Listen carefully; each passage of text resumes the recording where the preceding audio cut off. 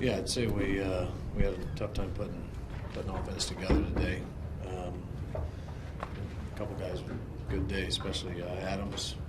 Just couldn't throw a couple good ones. Had a couple opportunities, maybe sneak one in there. But yeah, we had a tough time today offensively. But Marco did a good job of managing and keeping us in the game.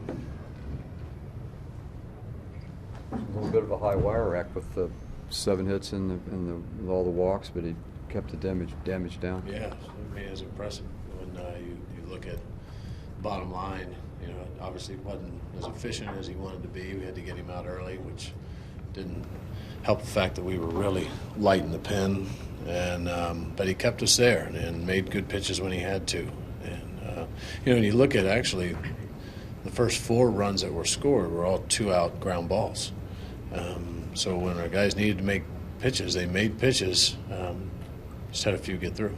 Mike, is that when you see them get the balls that go through the infield that 4 feet either way could have been outs, is that more frustrating from the point of view of it hurts Marco and he's doing the right thing, or from your point of view as an offense that's looking for the same thing to happen? I mean, it seems like you could have 2 ways to go there. Yeah, I'd say both. You know, and I know that we're always looking for those big hits to come through, and we don't care if they're on the ground. Just like I'm sure over there, they could care less how they got them. They got them, and they got more than we did.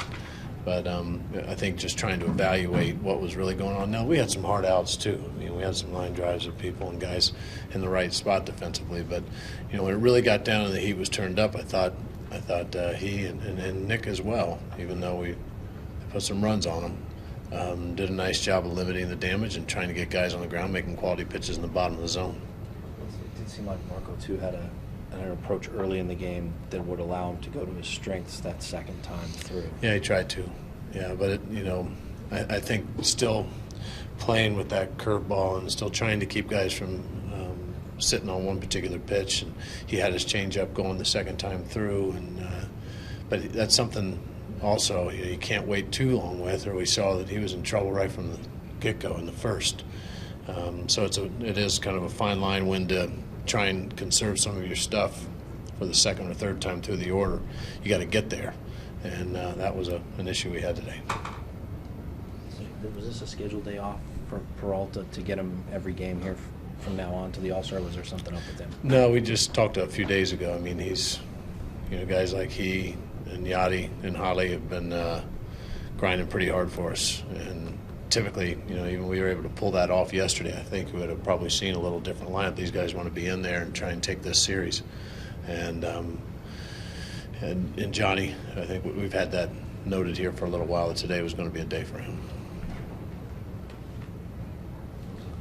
Is there any? It seems like we ask a lot of the same questions about the offense, but Adams sort of an island there today until late. I mean, did you think there was more to be had against Alvarez? I mean, you look at the numbers he's thrown up this season, and they support the fact that he's shutting down offenses and getting a lot of ground balls, getting them double plays like we saw happen to us. He's figuring out a way to get it done. He's had a nice year so far, so he can't once again say that, you know, we had a lot of chances. We had a couple guys put together good at bats. We just couldn't put a lot of them together. Are all those kind of not tough luck, but hits that are on the ground that just get through the result of Marco not really finding himself in the zone, or did he have more of an issue finding the zone? No, I mean, we can't direct where those balls go. I mean, if they're real hard hit, you know, you tip your hat. And guys are just putting together at bats where they're trying to stay inside the ball. A couple of their guys really staying inside and fighting the ball off the other way, and we're trying to stay back on that changeup. And you know, you can't perfectly defend every single time. We have no idea. But I think all in all, he made another step forward today. Colton was able to finish the swing, I guess, is a good way to. Yeah, I don't think the shoulders bother him anymore. Yeah, that was a nice swing. It's good to see. When Manis hits in the fifth, do you know then that he's not going out for the sixth? Yeah, or? I mean, his duty today was to get us out of an inning and no more. You know, you look at the last 2 outings he's had. He's thrown 1 2/3, and then he threw 2. And we had a beat-up pen today. We were limping across at the end. It would have been interesting. We tied that game. Rosenthal unavailable. Yes. What did you see from Mott in that? I mean, he had some effectiveness and then kind of left one over that blew the whole inning apart. Yeah, and he's been taking a lot of steps forward, but today was one of those days. I haven't seen the video of it yet to, kind of get a good idea where the balls were, but we've been seeing some better pitches, and I know we're going to have days. I mean, this is pretty consistent when you're coming back from that injury. You're going to have days that either the velocity's not there or the location's not.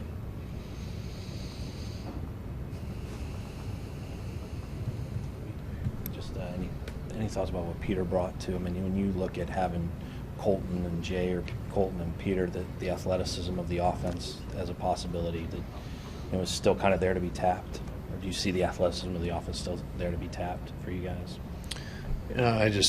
I still just think our offense as a whole there's a lot more there, and those are the conversations that are happening inside that room too. And we just got to keep fighting until we find it, and then once we get it, don't let it go anywhere. Any more game-related questions? All right, Joe, just let us know when you guys sign off. They're not gonna run it, but I'm recording it for later. But it's not going out No, live? they know Put your not. hand over it or something. They know about it. I talked to them. And for everyone else, remember, this is embargoed, so no social media or anything else until ESPN has their announcement during the 6 o'clock pregame show. And Mike's going to announce our guys, and then I would suggest you probably get over and talk to the players if you want to get their reaction I just told you. before they head out. All right, thank you. Okay, our fan selection is Yadi Molina again, and very, very proud to have him represent us as one of the starters. The players and managers voted in Adam Wainwright and Matt Carpenter is going to be on the All-Star team, as well as making his first appearance as Pat Neshek.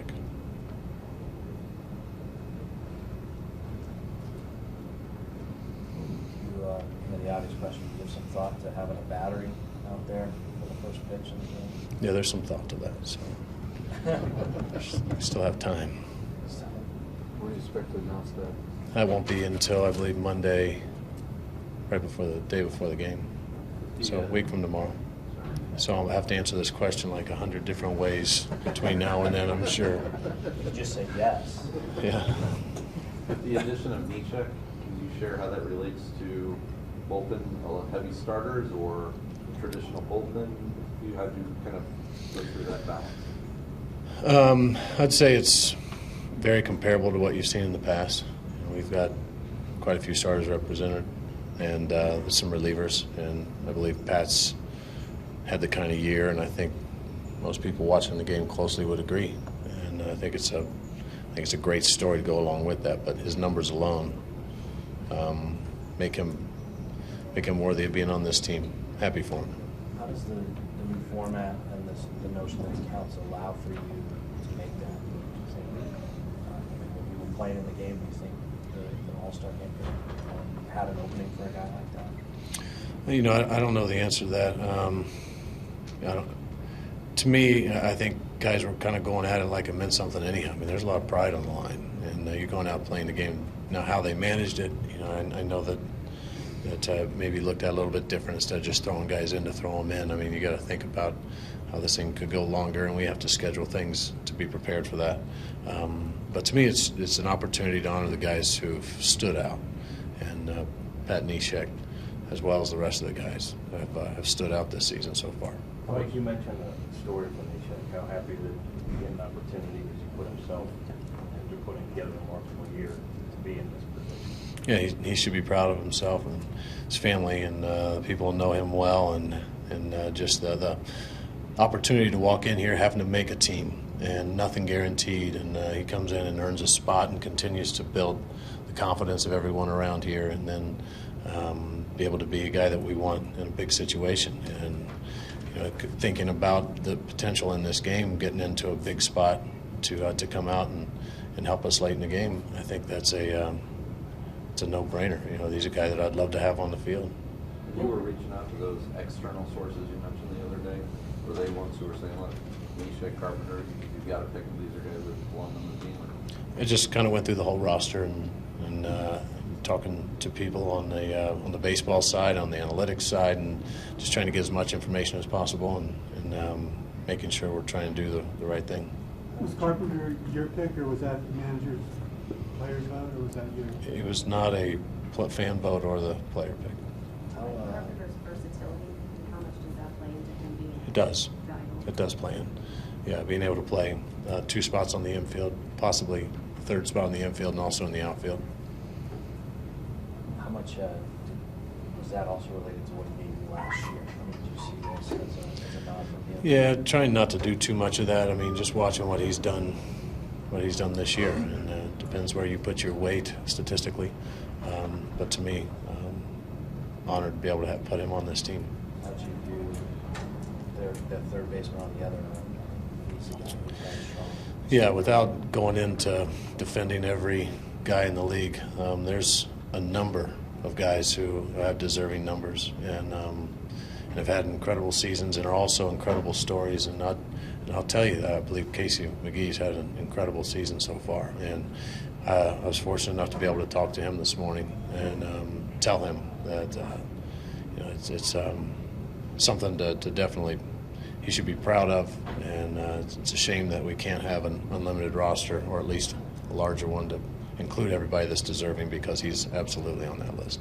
Will you be factoring in the next couple of starts for all pitchers into your decision on who's starting? We'll watch.